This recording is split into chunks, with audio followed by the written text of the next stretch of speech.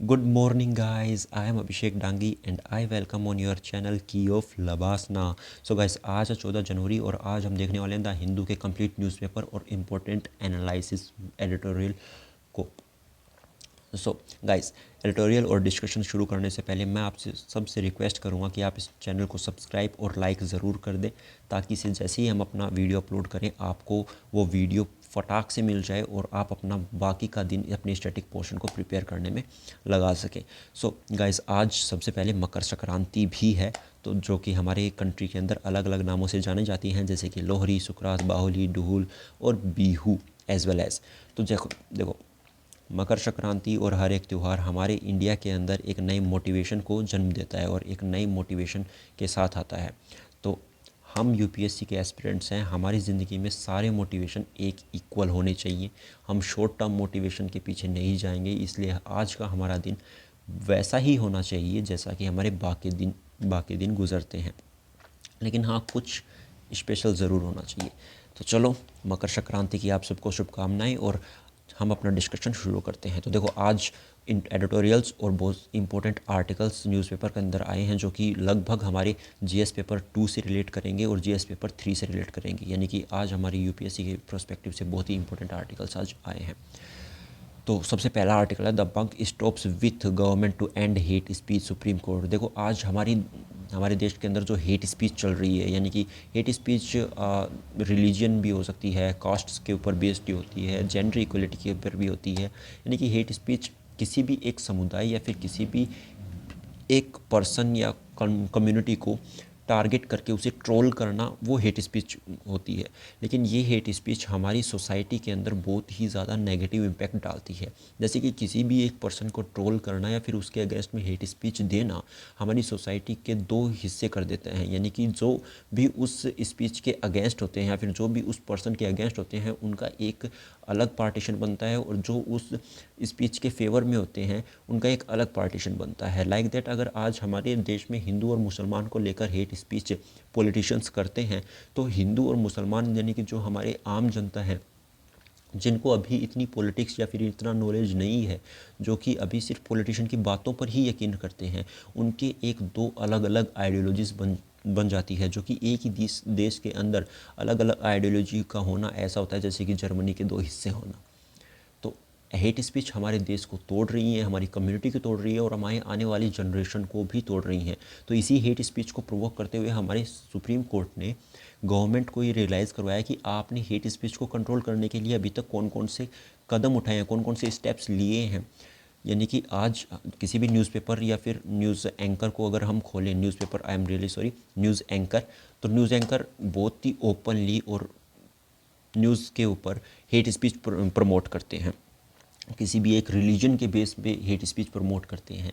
तो ऐसे में आप इनको प्रमोट करने के लिए क्या स्टेप्स ले रहे हो? तो ऐसे में हमें ये स्टेप लेने चाहिए कि जो भी एंकर है, वो जो हेट स्पीच को प्रमोट कर रहा है, हमें उस पर एक टेम्परेरी सस्पेंशन लगा देना चाहिए कि आप कुछ दिनों के लिए, कुछ महीनों के लिए या फिर 1 या 2 साल के लिए आप किसी भी न्यूज़ को होस्ट नहीं कर पाओगे, या फिर किसी भी एक पर्टिकुलर में आप सोशल भाषण नहीं कर पाओगे, सोशल स्पीच आप नहीं दे पाओगे। उनके ऊपर एक कड़ा एक्शन होना चाहिए, ताकि एक एग्जाम्पल सेट हो कि जिसने भी हेट स्पीच दी या फिर जिसने भी भारत की सोवरेनिटी या फिर डिग्निटी को इफ़ेक्ट किया, उसके ऊपर एक्शन होगा। ऐसा लॉ बनना चाहिए, ये बोलता है सुप्रीम कोर्ट।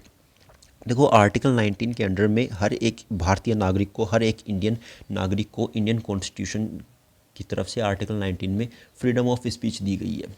लेकिन उस फ्रीडम ऑफ स्पीच के आर्टिकल सब क्लोज 2 के अंदर ये भी लिखा गया है कि आप अपनी फ्रीडम ऑफ स्पीच का नेगेटिव या फिर हद से ज़्यादा यूज़ नहीं कर सकते। मतलब आप बोल सकते हो, आप अपनी बात रख सकते हो, आप गवर्नमेंट की पॉलिसी को क्रिटिसाइज़ कर सकते हो। अगर कोई कमी हो तो आप ओपन सोशल मीडिया के अंदर उस बात को बोल सकते हो। आप पीएम के खिलाफ बोल सकते हो अगर पीएम ने कुछ काम गलत किया, या अगर आपने अच्छा किया पीएम ने तो आप अच्छा बोल सकते हो। लेकिन आप किसी को भी अब्यूज़िव वर्ड यूज़ नहीं कर सकते, आप हेट स्पीच प्रमोट नहीं कर सकते, आप ऐसी कोई भी बात नहीं बोल सकते जिससे कि भारत की अखंडता और भारत की स्वतंत्रता इफ़ेक्ट हो। तो इसी को लेकर के हमारे सुप्रीम कोर्ट ने गवर्नमेंट से ये जवाब मांगा है। तो इसी आर्टिकल के अंदर यही बताया गया था कि क्या आपने टीवी चैनल्स को ओपन किया, आपने सोशल मीडिया एप्लीकेशन को ओपन किया जहाँ पर रिलीजन बेस की हर एक हेट स्पीच को ओपनली प्रमोट किया जा रहा है और गवर्नमेंट इसके ऊपर क्या एक्शन ले रही है। ठीक है, तो आप यहाँ से एक रिलेट कर सकते हो आईटी एक्ट 2000 को भी रिलेट कर सकते हो, जो कि 2000 के अंदर इंफॉर्मेशन टेक्नोलॉजी आया था। देखो आईटी एक्ट है ना, वो अभी आगे एक आर्टिकल के अंदर और भी रिलेट होगा, वहाँ पर भी मैं बताऊँगा। सो अभी इस आर्टिकल में बस इतना ही बताया गया था जो कि सुप्रीम कोर्ट ने हमारे यहाँ गवर्नमेंट से क्वेश्चन किया है। और देखो ये जो आर्टिकल है ना, वो लिखने वाले हैं के एम जोशी, यानी कि जो हमारे सुप्रीम कोर्ट के नेक्स्ट सीजीआई होंगे, सीनियर मोस्ट अभी ये जज हैं और अभी ये नेक्स्ट सीजीआई होंगे चंद। ठीक है, तो अभी इसके बगल में एक और आर्टिकल है, rice in the government capital spending purchase up investment by 53%। तो देखो ये हमारी इकोनॉमिक्स के पेपर से रिलेट करता है, यानी कि जीएस पेपर 3 से एज वेल एज रिलेट करता है। और इसके अंदर देखो बताया ये गया कि जो कैपिटल स्पेंडिंग है, यानी कि कैपिटल स्पेंडिंग क्या होती है, कैपिटल स्पेंडिंग होती है कि जो गवर्नमेंट होती है वो अपने एक्सपेंडिचर होती हैं, यानी कि जितने भी अपने खर्चे होते हैं वो दो तरीके से करती है। एक तो होता है रिवेन्यू एक्सपेंडिचर और एक होता है कैपिटल एक्सपेंडिचर। देखो मैं बताता, ठीक है, रेवेन्यू एक्सपेंडिचर क्या होता है, रेवेन्यू एक्सपेंडिचर में होता है जैसे कि गवर्नमेंट ने अपने एम्प्लॉयज़, यानी कि जितने भी गवर्नमेंट एम्प्लॉयज़ हैं उनको सैलरी देना है, जितनी भी गवर्नमेंट ने स्कीम्स निकाली हैं उन स्कीम्स को पैसा फंडिंग देना है, या फिर जितनी भी गवर्नमेंट ने सब्सिडीज़ रिलीज़ की हैं उन सब्सिडीज़ को पूरा करना है। ठीक है, तो ये होते हैं रेवेन्यू एक्सपेंडिचर, जिनसे आप टैक्स को फॉर्मेट करते हो, यानी कि उनके बाद में जो आगे चल के टैक्स कलेक्ट होता है। लेकिन दूसरी जो स्पेंडिंग होती है वो होता है कैपिटल एक्सपेंडिचर। कैपिटल एक्सपेंडिचर होता है जब आप अपने पैसे को किसी इन्वेस्टमेंट पे लगाते हो, जैसे कि आपने इंफ्रास्ट्रक्चर बिल्ड कर दिया जिससे कि इन्वेस्टमेंट प्रमोट होता है, आपने सड़कें अच्छी बनवा दी जिससे कि ट्रांसपोर्ट प्रमोट होता है, आपने एग्रीकल्चर सेक्टर के अंदर इन्वेस्ट किया जिससे कि कृषि उत्पादन में अच्छे हुए, आपने रिसर्च एंड डेवलपमेंट के अंदर इन्वेस्टमेंट किया जिससे कि हमारी रिसर्च आगे बढ़ेगी। यानी कि जो कैपिटल एक्सपेंडिचर होता है वो आपको तुरंत इफ़ेक्ट नहीं दिखाता, लेकिन उसके इफ़ेक्ट ही परमानेंट होते हैं। वहीं एक हेल्दी इकोनॉमिक्स, एक हेल्दी कंट्री और एक हेल्दी जीडीपी को प्रमोट करता है कैपिटल एक्सपेंडिचर। तो अभी हमारी गवर्नमेंट ने बजट 2022 के अंदर ये बोला था कि हम अपना जो मैक्सिमम फोकस है वो कैपिटल एक्सपेंडिचर पर करेंगे, यानी कि हम अपने देश में इंफ्रास्ट्रक्चर को बिल्ड करेंगे, हम अपने देश में रिसर्च एंड टेक्नोलॉजी को बिल्ड करेंगे, हम अपने देश के अंदर एजुकेशन पॉलिसीज़ को बिल्ड करेंगे, हम रेवेन्यू एक्सपेंडिचर को कम करेंगे, यानी कि हम आज खाने की बजाय हम कल के खाने पर ज़्यादा फोकस करेंगे। ये सिंपल वर्ड के अंदर मैं आपको समझाना चाहता हूँ। ये जो इन्वेस्टमेंट होता है, अब यहाँ पर दो फंडिंग होते हैं, जैसे कि अभी नेक्स्ट मंथ यानी कि फरवरी 1 फरवरी से हमारी पार्लियामेंट का जो बजट सेशन है वो स्टार्ट हो जाएगा। तो नेक्स्ट मंथ से तो अभी ये आर्टिकल और भी चर्चा के अंदर रहने वाला है। लेकिन अभी मैं बता दूँ, देखिए स्पेंडिंग के अंदर दो तरह के, इन्वेस्टमेंट के अंदर दो तरह के मॉडल होते हैं। एक होता है क्राउड इन इफेक्ट और एक होता है क्राउड आउट इफेक्ट। जो क्राउड इन इफेक्ट होता है, क्राउड इन इफेक्ट होता है जैसे कि गवर्नमेंट ने किसी भी प्रोजेक्ट के अंदर फंडिंग को अलाउड किया और गवर्नमेंट ने उसके अंदर इन्वेस्टमेंट किया। अब जैसे ही कोई भी जिसके जो भी इन्वेस्टमेंट के लिए एक्साइट रहता है या फिर जो भी इन्वेस्टमेंट करने में इंटरेस्टेड रहता है, वो देखता है कि अगर गवर्नमेंट इसके अंदर स्पेंड कर रही है तो शायद इसके अंदर अच्छा रिटर्न्स होगा, अच्छा इन्वेस्टमेंट के लिए एक अपॉर्चुनिटी वो देखता है और उस गवर्नमेंट के साथ साथ वो भी इन्वेस्टमेंट करता है। तो इससे होता क्या है कि इससे गवर्नमेंट के पास उतना पैसा आ जाता है जितना उस प्रोजेक्ट को कंप्लीट करने के लिए चाहिए होता है। जैसे कि फॉर एग्जांपल आज इंडिया के अंदर ग्रीन एनर्जी यानी कि लिथियम बैटरी या फिर आयोनिक बैटरी यानी कि ग्रीन एनर्जी को प्रमोट करने के लिए गवर्नमेंट बहुत ज़्यादा एक्सपेंडिचर कर रहा है, रिसर्च एंड डेवलपमेंट के अंदर एक्सपेंडिचर करता है। तो गवर्नमेंट के इस प्रोजेक्ट को देखकर हमारे देश के जितने भी अरबपति, खरबपति, करोड़पति हैं, जो अंबानी हैं, जो अडानी सर हैं, वो सारे के सारे उनके साथ में हाइड्रो पावर, कोई हाइड्रो फ्यूल, कोई लिथियम आयन बैटरीज़, यानी कि सब ग्रीन टेक्नोलॉजी की तरफ अपना इन्वेस्टमेंट कर रहे हैं। इसे बोलते हैं क्राउडिंग, यानी कि एक ने शुरू किया और उसके पीछे पीछे औरों ने भी शुरू किया, जिससे कि वो प्रोजेक्ट बहुत जल्दी कंप्लीट होता है, देश के अंदर वो बहुत जल्दी इम्प्लीमेंट होता है और देश की जीडीपी को बहुत जल्दी रिटर्न्स देता है और एक हेल्दी जीडीपी को प्रमोट करता है। लेकिन वही उल्टा होता है जब जब क्राउड आउट इफेक्ट होता है। क्राउड आउट इफेक्ट होता है यानी कि जब आपके प्रोजेक्ट से जो इन्वेस्टर्स हैं वो अपना पैसा वापस खींच लें, इसका मतलब जैसे कि आपने किसी भी प्रोजेक्ट को कंप्लीट करने के लिए बैंक से लोन लिया। अब गवर्नमेंट ने उस प्रोजेक्ट के लिए बहुत सारा पैसा बैंक से ले लिया, अपने देश की सेंट्रल बैंक से ले लिया। अब जब सेंट्रल बैंक से कोई भी देश की सरकार पैसा लेती है तो उसके बदले में गवर्नमेंट अपने बॉन्ड्स गिरवी रखती है बैंक की तरफ। जैसे कि अगर भारत सरकार आरबीआई से कुछ लोन लेती है तो उसके बदले में कुछ बॉन्ड रिलीज़ करती हैं, और ये बॉन्ड आप इकोनॉमिक्स पोर्शन के अंदर, आप स्टैटिक पोर्शन के अंदर आप इसे रिलेट कर पाओ, जैसे कि टर्शियर बिल होता है, टी बिल होता है। ये बॉन्ड सरकार बैंक से गिरवी, यानी कि सॉरी आई एम जो बैंक है वो सरकार से ये बॉन्ड गिरवी रखता है और उसके बदले में पैसा सरकार को दे देता है। अब जब ये पैसा बहुत ज़्यादा हो जाता है, यानी कि गवर्नमेंट जब लोन बहुत ज़्यादा लेती है, तो ऐसी कंडीशन के अंदर जो प्राइवेट प्लेयर्स हैं, जो प्राइवेट फर्म्स हैं, उनके लिए लोन या फिर उनकी जो क्रेडिट लाइन है वो कम कर दी जाती है। क्योंकि बैंक को क्या होता है कि बैंक अपना इंटरेस्ट फॉर्मेशन के अंदर ज़्यादा ध्यान देता है, यानी कि अपना जो इंटरेस्ट है वो ज़्यादा बनाता है। अब बैंक के पास गवर्नमेंट की तरफ से एक सिक्योरिटी है कि हाँ, अपना पैसा कहीं नहीं जाएगा। अगर हमने गवर्नमेंट को लोन दिया तो अपना पैसा कहीं नहीं जाने वाला, हमारे पास बॉन्ड है। लेकिन प्राइवेट जो प्लेयर्स होती हैं, जो प्राइवेट फर्म्स होती हैं, इनका रिटर्न्स जो होता है वो थोड़ा सा रिस्की होता है as well as compare to government. तो बैंक जो है वो गवर्नमेंट को प्रायोरिटी देते हैं, और ऐसे में प्राइवेट प्लेयर्स के पास इन्वेस्टमेंट के लिए पैसा हो ही नहीं पाता है। और ऐसी कंडीशन में जो प्राइवेट प्लेयर्स हैं, उन्होंने अपना जितना पैसा इन्वेस्ट कर रखा था किसी प्रोजेक्ट में, वो उस प्रोजेक्ट से अपना पैसा निकाल लेते हैं और वो प्रोजेक्ट कंप्लीट नहीं हो पाता, जो कि एक हेल्दी जीडीपी के लिए अच्छा नहीं है। यानी कि ये देश की इकोनॉमी के लिए डेंजरस कंडीशन होती है, और ऐसी कंडीशन फ़िलहाल हमारे पड़ोसी देश पाकिस्तान में हो रखी है। ठीक है, इसी कंडीशन में जो गवर्नमेंट है उसने अपनी कैपिटल स्पेंडिंग को 53% इंक्रीज़ किया है। यानी कि पहले से 53%, यानी कि गवर्नमेंट ने जो 2022 के अंदर था वो 28.56% इन्वेस्टमेंट किया अपनी टोटल जीडीपी का, और अभी जो गवर्नमेंट है वो 35.70% 2023 के Q1 के अंदर इन्वेस्टमेंट करने वाली है, जो कि हेल्दी जीडीपी को प्रमोट करेगा। यानी कि लगभग 6.31 लाख करोड़ का जो ये इन्वेस्टमेंट है ये होने वाला है। सो इस आर्टिकल के अंदर इतना ही है। अब इसके पड़ोस में ही एक और न्यूज़ आर्टिकल बहुत इंपॉर्टेंट है, और वो है जोशीमठ। जोशीमठ चर्चा में है, और वो लास्ट 2 या 3 दिन से लगातार चर्चा के अंदर है, और ये आगे भी चर्चा में रहने वाला है। यानी कि 2 या 3 आर्टिकल्स, एक एडिटोरियल जोशीमठ के ऊपर आगे भी पब्लिश हुए हैं, तो हम इस जोशीमठ वाले आर्टिकल को आगे ही डिस्कस करेंगे। सो अभी चलते हैं नेक्स्ट आर्टिकल के ऊपर, और नेक्स्ट आर्टिकल जो है वो काफ़ी इंपॉर्टेंट होने वाला है, क्योंकि जो नेक्स्ट आर्टिकल है वो एडिटोरियल से रिलेटेड होने वाला है। देखो, ये एल्पाइजा सीज of the decline in the visiting water birds, यानी कि जो एल्पाइजा जो एक बर्ड आता है, यानी कि एक वाटर बर्ड होता है जो कि माइग्रेट करता है, और ये कि जो क्लाइमेट चेंज की वजह से अभी ये माइग्रेट नहीं कर पा रहा है, यानी कि इनकी संख्या कम हो गई है माइग्रेशन की, और इसी माइग्रेशन की संख्या कम होने की वजह से जो हमारे जियोलॉजिस्ट है वो थोड़े से टेंस्ड हैं कि ये जो एल्पाइजा जो बर्ड है वो अभी कम है। तो ये इतना ज़्यादा इंपॉर्टेंट नहीं है। बाकी हाँ, ये ज्योग्राफी के पर्सपेक्टिव से इंपॉर्टेंट होने वाला है। तो आप अल्पाइजा का IUCN स्टेटस गूगल पे सर्च करके कमेंट बॉक्स में कमेंट करोगे।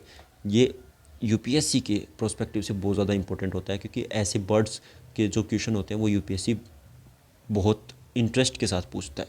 तो चलते हैं अभी हमारे एडिटोरियल सेक्शन के ऊपर। देखो, हम पहले एडिटोरियल सेक्शन इसलिए डिस्कस कर रहे हैं क्योंकि जो एडिटोरियल है वो आज बहुत ज़्यादा है, और हर एक एडिटोरियल बहुत ज़्यादा इंपॉर्टेंट होने वाला है। इसीलिए इसके बाद में 2 या 3 आर्टिकल और हैं वो हम डिस्कस करेंगे, जैसे कि जोशीमठ का है और एक और है। तो चलो हम अपना एडिटोरियल डिस्कस करते हैं। देखो, more than just an address, इसमें देखो बात क्या हुई है।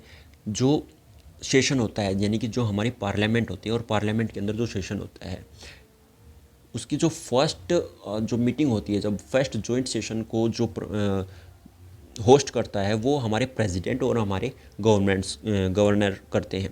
यानी कि स्टेट लेजिस्लेशन के ऊपर हमारे गवर्नर करते हैं, और पार्लियामेंट के अंदर हमारी प्रेसिडेंट उसे होस्ट करती है फर्स्ट जॉइंट मीटिंग को, साल के पहले जॉइंट मीटिंग को। तो इसके अंदर आर्टिकल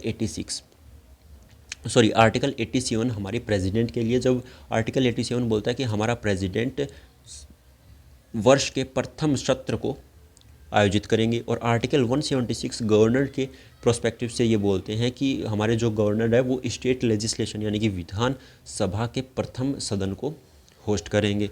अब इसी कंडीशन के अंदर एक मुद्दा आया तमिलनाडु से। मुद्दा ये आया कि जब प्रेसिडेंट या फिर गवर्नर अपने सेशन को होस्ट करते हैं तो वो जो स्पीच देते हैं वो स्पीच उन्हें गवर्नमेंट के ही जो एम्प्लॉय होते हैं, जो मंत्री होते हैं, जो कैबिनेट के मंत्री होते हैं, वो स्पीच उन्हें लिख कर देते हैं। अब वो स्पीच ही एज इट इज़ जो प्रेसिडेंट या फिर गवर्नर स्टेट लेजिस्लेशन या फिर पार्लियामेंट के अंदर वो स्पीच एज इट इज़ पढ़ते हैं पहले सेशन के दौरान। और ये बोला जाता है कि वो जो स्टेटमेंट जो गवर्नमेंट लिख के देती है वो ही स्टेटमेंट ऑफ पॉलिसी होती है। इट मीन्स यानी कि सरकार जो भी काम करने वाली है आने वाले वर्ष के अंदर, या सरकार जितने भी पॉलिसी चलाने वाली है या फिर जितनी भी सब्सिडीज़ चलाने वाली है वो ही प्रेसिडेंट बोलता है। यानी कि सरकार हमारी अपनी फ्यूचर प्लानिंग को प्रेसिडेंट से बुलवाती है। अब ये सिस्टम हमने कहाँ से लिया? ये हमने यूके से लिया, यानी कि ब्रिटेन से लिया। ब्रिटेन के अंदर भी जो वहाँ के राजा या फिर वहाँ की क्वीन जो होती हैं वो अपने सदन के फर्स्ट सेशन को यानी कि साल के फर्स्ट सेशन को होस्ट करते हैं। अब तमिलनाडु के जो गवर्नर है इन्होंने भी ऐसा ही किया, यानी कि जो जो तमिलनाडु के गवर्नर हैं, तमिलनाडु के गवर्नर ने, जो तमिलनाडु की गवर्नमेंट ने जो उन्हें स्पीच लिख के दी, उन्होंने उस स्पीच में से एक द्रविड़ मंडल का जो टॉपिक है वो उन्होंने स्किप कर दिया। मुद्दा यह था कि क्या गवर्नर या फिर प्रेसिडेंट जो ये गवर्नमेंट स्पीच लिख के देती है इसके किसी पार्ट को स्किप कर सकते हैं या फिर इसे ऐड ऑन कर सकते हैं अपनी तरफ से कुछ। तो ऐसी कंडीशन में था नहीं। जो हमारे कॉन्स्टिट्यूशन मेकर्स ने बोला था कि ऐसी कंडीशन जब होगी कि गवर्नर या प्रेसिडेंट को कैबिनेट या फिर सरकार कुछ लिख के स्पीच देती है और उस स्पीच के अंदर फर्स्ट सेशन के अंदर आप उसमें से कुछ भी ऐड ऑन या फिर स्किप नहीं कर सकते, आपको वो एज इट इज़ बोलना होता है। और इसे ही बोला जाता है स्टेटमेंट ऑफ पॉलिसी, यानी कि सरकार के जो सरकार अपने काम करने वाली है उनको। अब तमिलनाडु के गवर्नर ने किया नहीं, तो अब ये जो 87 के प्रोस्पेक्टिव से चला था ये मुद्दा सारा चल रहा है तमिलनाडु में। इस आर्टिकल में ज़्यादा कुछ है ही नहीं, तो इसमें आपको रिलेट क्या करना है, आपको इसमें पढ़ना ये है कि आर्टिकल 87, आर्टिकल 176 और 1966 में एक कोलकाता हाई कोर्ट में सैयद अबुल मशहूर हबीबुल्ला वर्सेस स्पीकर का एक केस आया, जिसके अंदर जो वहाँ के सैयद अबुल मशहूर हबीबुल्ला थे उन्होंने एक टॉपिक को मिस कर दिया था वेस्ट बंगाल में अपनी स्टेट लेजिस्लेशन को होस्ट करते टाइम। तो उसमें हाई कोर्ट ने बोला था कि क्या गवर्नर या प्रेसिडेंट ये स्किप कर सकते हैं या अपनी तरफ से ऐड ऑन कर सकते हैं। तो ऐसी कंडीशन में नहीं था, क्योंकि जब कॉन्स्टिट्यूशन मेकर में BR अम्बेडकर जी से ये पूछा गया कि ऐसी जब गवर्नर या फिर प्रेसिडेंट को क्या ऐसी पावर नहीं देनी चाहिए कि वो अपनी तरफ से ऐड ऑन या स्किप कर सकें, तो BR अम्बेडकर जी ने कहा था कि नहीं, इससे जो इम्बैलेंस होता है बीच में गवर्नमेंट के बीच में, क्योंकि गवर्नर और प्रेसिडेंट वही बोलेंगे जो कि वहाँ की स्टेट लेजिस्लेशन या फिर पार्लियामेंट लिख के देती है, वो अपनी पॉलिसी लिख के देती है। और अगर आप उनकी पॉलिसी को अगर बदल दोगे तो इससे कि जो पीपल्स हैं या फिर जो देश की जनता है उसके अंदर नेगेटिव इंप्रेशन पड़ते हैं। ठीक है, यहाँ से आप सेंट्रल स्टेट रिलेशन को भी कनेक्ट कर पाओगे। तो इस आर्टिकल के अंदर बस इतना ही बोला गया था। देखो, बाउंड सुप्रीमेसी, इसके पड़ोस में ये एक छोटा सा आर्टिकल है बाउंड सुप्रीमेसी। देखो, बाउंड सुप्रीमेसी अभी काफ़ी दिनों से चर्चा में चल रहा है। क्यों? क्योंकि हमारे जो वाइस प्रेसिडेंट हैं जगदीप धक्कड़ जी, इन्होंने ये बोला कि जो NJRC है यानी कि नेशनल जुडिशरी अपॉइंटमेंट कमीशन है वो लीगल था, जिसे कि 99 कॉन्स्टिट्यूशनल अमेंडमेंट 2014-15 के अंदर सुप्रीम कोर्ट ने इनवैलिड या फिर अनकॉन्स्टिट्यूशनल डिक्लेयर कर दिया था। इनका ये भी मानना है कि जो सुप्रीम कोर्ट है वो पार्लियामेंट के किसी भी अमेंडमेंट को ऐसे जुडिशल रिव्यू के थ्रू आउट अनकॉन्स्टिट्यूशनल डिक्लेयर नहीं कर सकती। तो ये आर्टिकल वैसे तो मैंने पढ़ाया है, लेकिन फिर भी आपसे एक बार डिस्कस कर दूं कि देखो, जुडिशल रिव्यू का ये पूरा खेल है, NJRC और जुडिशल रिव्यू। तो सुप्रीम कोर्ट ये बोलता है कि आर्टिकल 13 यानी कि आर्टिकल 13 फंडामेंटल राइट में सुप्रीम कोर्ट को ये पावर देता है कि वो किसी भी लॉ या फिर किसी भी कानून का जुडिशल रिव्यू कर सकती है। क्यों कर सकती है? देखो, जो सुप्रीम कोर्ट होता है वो एक अलग बॉडी है, एग्जीक्यूटिव एक अलग बॉडी है। इन दोनों का काम होता है कानून को बनाना, उसको लागू करना, और सुप्रीम कोर्ट का काम होता है कि जो भी कानून है उसमें अगर कोई भी दोषपूर्ण शिकायत है या फिर अगर वो पीपल्स के अगेंस्ट में जा रहा है तो उस कानून की समीक्षा करना, यानी कि उसका रिव्यू करना और उसे सही करना। ऐसी कंडीशन में सुप्रीम कोर्ट ने बोला कि अगर आप एनजीआरसी कमीशन को लागू करोगे तो सुप्रीम कोर्ट के अंदर एग्जीक्यूटिव और लेजिस्लेटिव की जो बॉडी है उनका इंटरफेरेंस होगा, जिसकी वजह से जो जुडिशरी है वो सोवरेंटी के साथ अपना काम नहीं कर सकती। लेकिन जगदीप धनखड़ जी बोलते हैं कि पार्लियामेंट सुप्रीम है, लेकिन पार्लियामेंट सुप्रीम नहीं है। आर्टिकल 13 सुप्रीम कोर्ट का ये भी बोलना है कि जैसे कि बेसिक स्ट्रक्चर जो होता है हमारे संविधान का, वो बेसिक स्ट्रक्चर गवर्नमेंट किसी भी अमेंडमेंट के थ्रू आउट उसे टच नहीं कर सकती। अब इस कंडीशन के अंदर बेसिक स्ट्रक्चर का पूरा मुद्दा अटक गया। बेसिक स्ट्रक्चर होता क्या है, और इसे 1973 के अंदर केशवानंद भारती केस के अंदर सुप्रीम कोर्ट की 13 बेंच, जिसने 7 और 6 के मत से अपना डिसीजन सुनाया था, उन्होंने क्लियर कर दिया कि देखो, जो बेसिक स्ट्रक्चर होता है वो होता है रूल ऑफ लॉ, यानी कि जो कानून का शासन होगा वो बेसिक स्ट्रक्चर के अंदर ही काउंट होता है। उसके अलावा जो बेसिक स्ट्रक्चर में होता है वो होता है separation of power between parliament and state legislation, यानी कि सेंट्रल स्टेट रिलेशंस की आप बात यहाँ पे कर सकते हो। यानी कि जो सेंट्रल स्टेट रिलेशन है वो, यानी कि अपनी पावर्स का distribution, separation, idea of equality, यानी कि किसी भी परिस्थिति या फिर किसी भी कानून में आपको देश में इक्वलिटी के अंदर समझौता नहीं करना है, और फ्री एंड फेयर इलेक्शन, और खुले और स्वतंत्र रूप से चुनाव, ये आपके बेसिक स्ट्रक्चर में है जिसे आप टच नहीं कर सकते। लेकिन अगर पार्लियामेंट ऐसा करने लग गई तो पार्लियामेंट्री क्या हो सकती है? डिक्टेटर हो सकती है, तानाशाह हो सकती है, क्योंकि अपने आप के अंदर पावर जो होती है ना, वो पावर का नशा एक अलग ही होता है। अगर पार्लियामेंट से जुडिशल रिव्यू हटा दिया जाए तो पार्लियामेंट में जो भी प्राइम मिनिस्टर आएगा वो कोई भी अमेंडमेंट करके ये हो सकता है कि वो अपने आप को सर्वत्र घोषित करेगा कि जब तक देश रहेगा, जब तक संविधान रहेगा, तब तक मैं ही प्रेसिडेंट रहूँगा, या फिर मैं ही प्रधानमंत्री रहूँगा और उसके बाद मेरे वंशज रहेंगे। जैसे कि रशिया में भी हुआ था कि 2036 तक अभी व्लादिमीर पुतिन ही रहेंगे, जबकि वहाँ पर भी डेमोक्रेसी है। लेकिन वहाँ पर की जो संसद या जो भी पार्लियामेंट है जो कानून फॉर्मेशन करती है वो क्या है? वो सोवरेन है, उसका जुडिशियल रिव्यू नहीं होता। जैसे कि चाइना के अंदर तो कम्युनिस्ट पार्टी है, वहाँ पर एक ही राष्ट्रपति रहता है, एक भी प्रेसिडेंट रहता है। तो ऐसी कंडीशन में सुप्रीम कोर्ट और वाइस प्रेसिडेंट की बहस चल रही है। यहाँ से आपको एनजेआरसी आर्टिकल 30 को रिलेट करना है, ठीक है। वैसे मैंने ये आर्टिकल कल भी डिस्कस किया था, क्योंकि कल ये फ्रंट पेज के ऊपर ये न्यूज़ आई थी। अब देखो next article, take a step to regulate deep fakes. देखो डीप फेक्स क्या होते हैं? डीप फेक्स होते हैं, देखो पहले क्या होता था कि किसी का चेहरा, डीप फेक्स को आप एक तरह से एडिटिंग ले सकते हो, यानी कि किसी का चेहरा एडिट करके किसी दूसरे के ऊपर चेहरा लगा दिया जाए और ऐसे में उसे बदनाम किया जाए, ठीक है। जैसे कि मेरी वॉइस को काट कर किसी और की वॉइस में मिला देना, या फिर मेरे चेहरे को हटा कर किसी और के चेहरे पर लगा देना वीडियो के थ्रू आउट, तो उसे बोलते हैं डीप फेक्स, यानी कि एडिटिंग। इसे बेस्ट प्रॉपरली पोर्नोग्राफी के अंदर यूज़ होता है। तो अभी हमारे सुप्रीम कोर्ट ने और हमारे कानूनों ने, ये हमारे गवर्नमेंट ने ये देखा कि जो रेगुलेट होता है डीप फेक्स को, अगर इन्हें रेगुलेट नहीं किया गया तो ये अपने आप के अंदर एक बहुत बड़ा क्राइसिस लेके आएंगे। कैसे लेके आएंगे?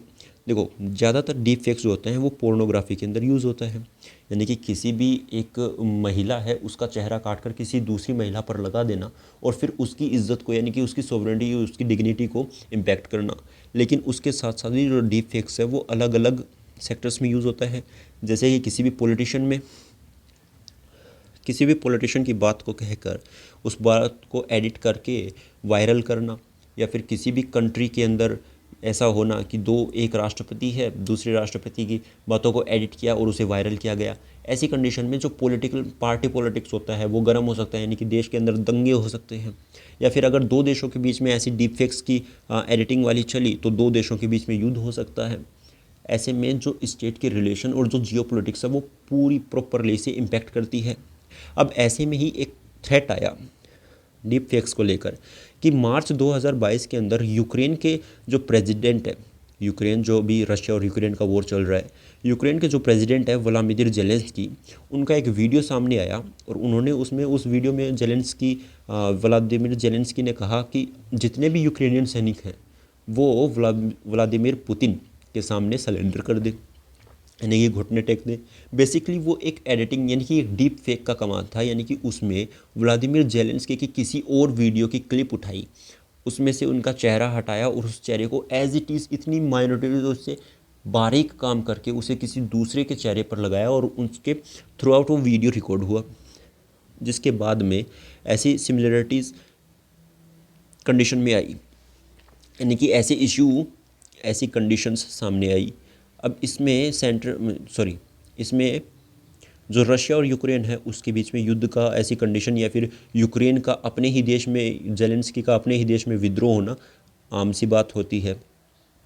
इसी तरह से किसी दूसरी ओर से जैसे कि ताइवान है, जो ताइवान ने भी डीप फेक्स को लेकर अब लो फॉर्म किया है हाल ही के अंदर।